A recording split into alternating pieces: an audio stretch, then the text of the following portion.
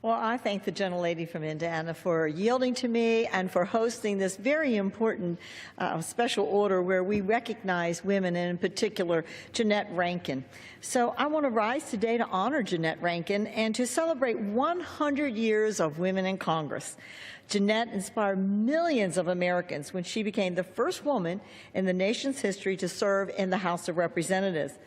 A Republican and a former schoolteacher from Montana, Jeannette declared, and I quote, "I may be the first woman in Congress, but I won't be the last," as is seen on the poster that my gentle friend from Indiana has right there in front of the chamber. Mr. Speaker, while we may not agree on all the issues, Jeannette and I share a vision to preserve and protect the American dream for future generations. We do so with the hope that young girls, like my two granddaughters, would be able to live a life they choose for themselves, not that someone else chooses for them. For me, this topic is deeply personal. I spent the first years of my life in public housing, the daughter of parents with no more than a 9th grade education. I came from a background where people didn't always know how to dream, and as a result, I was prepared to settle for a life of unfulfilled potential. I had started to believe that as a young woman, growing up in the 50s and the 60s, who literally lived on the other side of the tracks, maybe the American dream wasn't for me.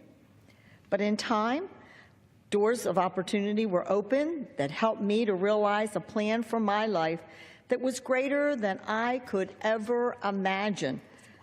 I became the first person in my family to earn a college degree. I fulfilled my desire of becoming a nurse. And I became privileged to serve in the Tennessee's General Assembly and now in Congress. I've traveled far corners of the world, and I've seen the struggle that women endure for access to education, a paycheck, and for real independence. And I am keenly aware that only here in this country is my story even possible.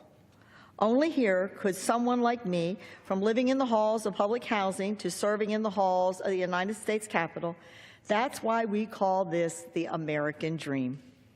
Jeannette Rankin reminds us that the People's House represents Americans from all walks of life. Today in Congress, we have 104 women serving, and I'm honored to be the first female chairman of the Budget Committee. And as we celebrate 100 years of women in Congress, we must resolve to ensure that stories like ours are not unique. The work we have done here in Congress must reach today's young women with the truth that they have God-given talents waiting to be used, and that the American dream is theirs to share as well.